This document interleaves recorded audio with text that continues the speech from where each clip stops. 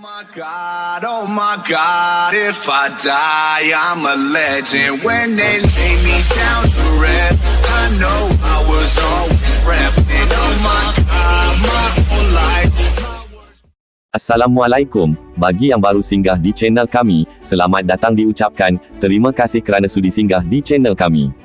Kami hanya akan menyampaikan isu viral dan berita terkini sahaja. Isu viral dan berita terkini. Pembunuh dua wajah. Kuala Lumpur, satu wajah namun memiliki dua personaliti berbeza termasuk rahsia, identiti sebagai pembunuh sadis.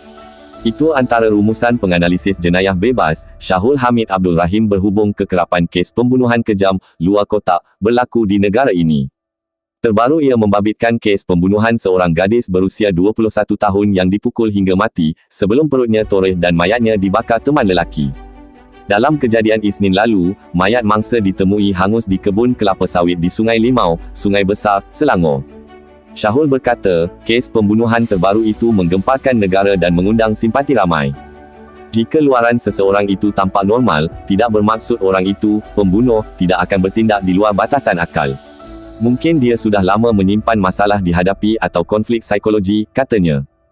Beliau berkata, terdapat banyak faktor mempengaruhi seseorang bertindak di luar kawalan termasuk faktor tekanan hidup, dendam dan masalah kewangan yang mengganggu fikiran hingga menyebabkan suspek bertindak kejam.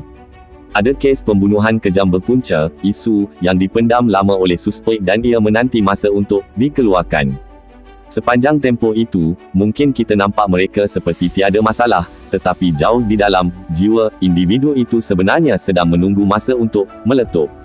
Pada masa sama, ada juga kes pembunuhan kejam yang dilaporkan berpunca pengaruh dadah atau alkohol menyebabkan suspek hilang pertimbangan sebelum bertindak kejam terhadap mangsa, katanya ketika dihubungi semalam. Syahul berkata, antara faktor lain yang mendorong pembunuhan kejam adalah terikut-ikut trend dunia luar yang disebarkan melalui media sosial. Jika dulu, kita hanya mendengar kes pembunuhan kejam, sadis dan pelik hanya dilaporkan di luar negara. Namun kini ia berjangkit ke Malaysia kebelakangan ini. Sudah ada trend dan pengaruh luar yang mendorong perbuatan jenayah ini, katanya. Menurutnya, terdapat juga sebilangan kecil kes pembunuhan kejam berlaku secara terancang seperti penculikan membawa kepada pembunuhan, dibakar atau dibuang kerana mahu menghapuskan bukti, katanya.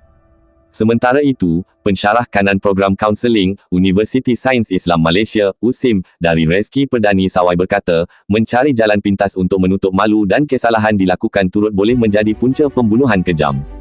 Menurutnya, faktor masalah keluarga berantakan, tekanan hidup dan kegagalan mengawal emosi antara faktor utama seseorang itu tergamak melakukan perbuatan di luar batas.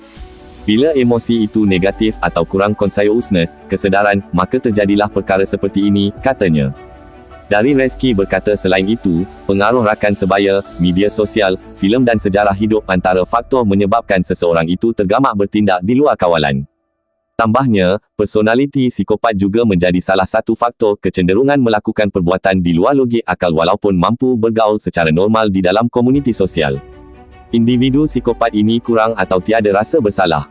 Bila bercakap tentang rasa bersalah ini dari segi psikologi individu terbabit tiada rasa empati atau kemampuan menyelami emosi dan perasaan orang lain, katanya. Bagaimanapun katanya, beliau tidak dapat membuat sebarang kesimpulan berhubung keadaan mental suspek terbabit kerana perlu mengambil kira pelbagai aspek dan latar belakang kejadian. Karakter suspek boleh berubah-ubah.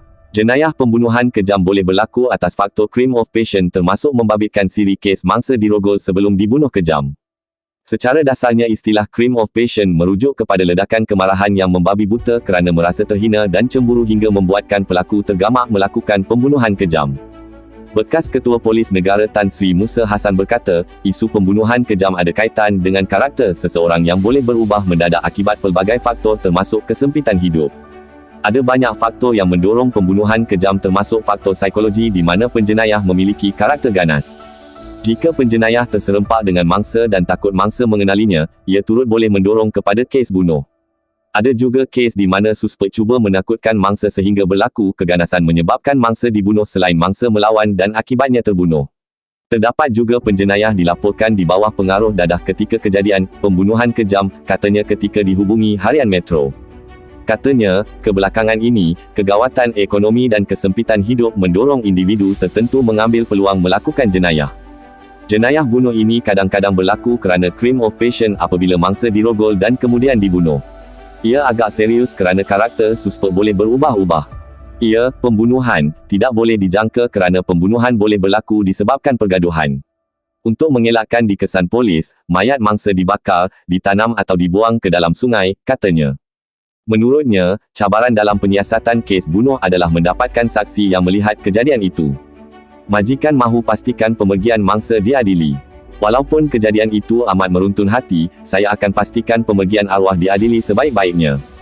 Begitu kata Muhammad Ilham Romsani, 37, majikan kepada wanita berusia 21 tahun yang mayatnya ditemui dalam kawasan belukar kebun kelapa sawit di Jalan Sungai Limau di sini, Isnin lalu. Anak yatim piatu malang itu bukan sahaja dibunuh dan dibakar 2 kali, malah perutnya ditikam dengan pisau untuk mengeluarkan kandungannya berusia 4 bulan.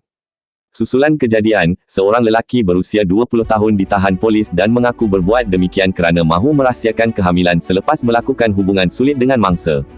Menceritakan peribadi arwah, Muhammad Ilham berkata, mangsa yang juga anak yatim piatu mula kerja di restorannya Disember tahun lalu sebagai pelayan dan dinaikkan pangkat kepada juruang selepas Aidilfitri.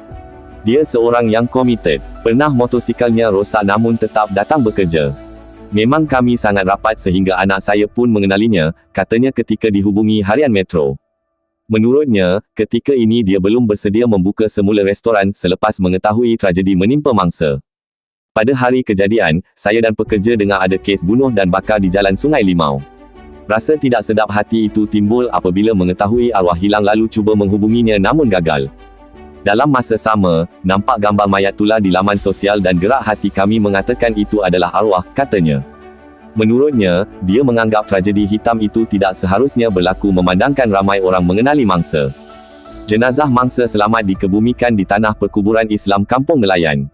Majlis pengebumian yang selesai pukul 8.25 malam dihadiri ribuan orang terdiri ahli keluarga, sahabat, jiran dan penduduk kampung. Sebelum ini, media melaporkan keputusan bedah siasat mendapati punca kematian mangsa adalah kerana tikaman di dada pada badan yang melecur. Suspek direman sehingga 29 Mei ini bagi membantu siasatan. Kes disiasat mengikut Seksyen 302 Kanun Keseksaan.